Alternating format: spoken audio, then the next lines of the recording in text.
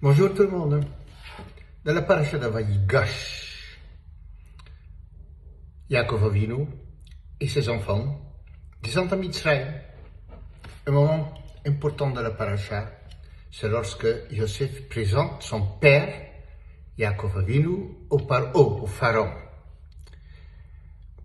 Vayavi Yosef et Yaakov Aviv vayamilu lifnei Paro, et il amène son père et le pose devant Pharaon.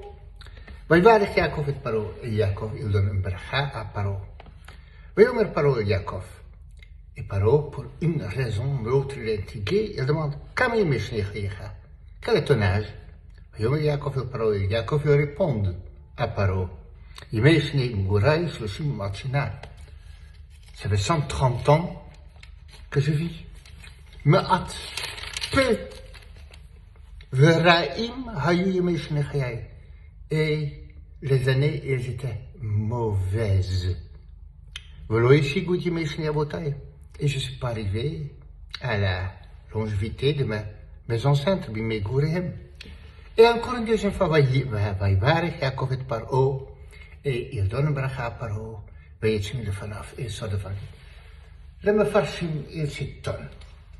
Qu'est-ce que Yaakov Avinu a besoin de se plaindre devant Paro sur l'absence de bonheur dans sa vie? Il a dit, Raïm, mauvais et peu.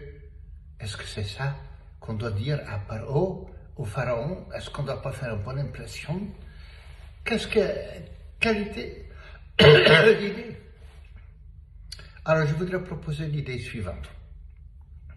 Paro, il a dû avoir du mal à comprendre ce clan, en particulier Yosef et Yaakov. Yosef, qui à 2 reprises, il parle de Elohim, de Hakadosh Baruch Hu, et un Dieu qu'il ne connaît pas, qu'il ignore, et Paro qui se prend pour le Dieu suprême de le monde.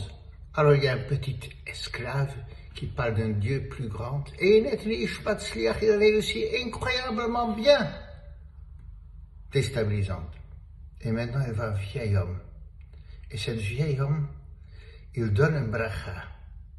Et quand il donne cette bracha, Paro, il sent quelque chose. Il sent pour la première fois de sa vie ce que c'est une bénédiction. Alors, Yaakov Avinu, dans sa sagesse, il demande, quel âge tu as, qui tu as? Parce que c'est comme si, pour Paro, il est au-delà de âge. Alors, Yaakov, il est intrigué. Pourquoi Paro, il demande ça? Alors, il se dit que le Paro, il doit quand même se poser des questions maintenant. Il se dit, peut-être dans ma vie, je suis passé à côté du tout. Peut-être je ne suis pas un Dieu. Peut-être je suis n'importe qui.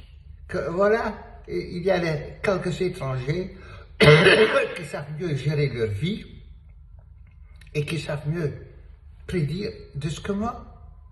Peut-être que Paro aurait eu une hirhur teshuva, une pensée de repentir, et qu'il aurait dit, si c'est ça le succès dans le monde, je devrais devenir juif. Peut-être je devais abandonner tout.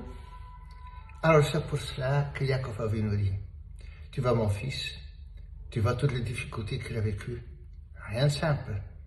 Tu regardes moi, Baba Yaakov, oui, c'est ça que tu vois. Ne crois pas que ma vie était simple.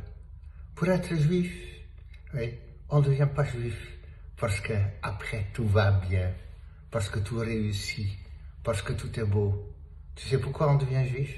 La halakha est, si quelqu'un veut devenir juif, on doit lui rappeler, tu sais, on est toujours persécuté. Pour que la personne ne devienne pas juif pour de mauvaises raisons, mais seulement on est juif parce que c'est là la vérité, parce que c'est bien. Alors Yaakov a dit, tu as une idée? Sache, si je suis celui que je suis, c'est pas parce que je suis en quête du bonheur intime. Être juif, c'est dur, c'est difficile, mais ça vaut la peine, parce qu'on est dans la vérité. Et ça, c'est la leçon qu'il doit dispenser au pharaon. Il va lui redonner un bracha, et après, à toi à faire avec le bracha ce que tu penses que tu dois faire avec. Et en effet, Paro, il comprend que c'était pas pour lui, trop lourd pour lui, trop difficile. être juste, c'est pas simple.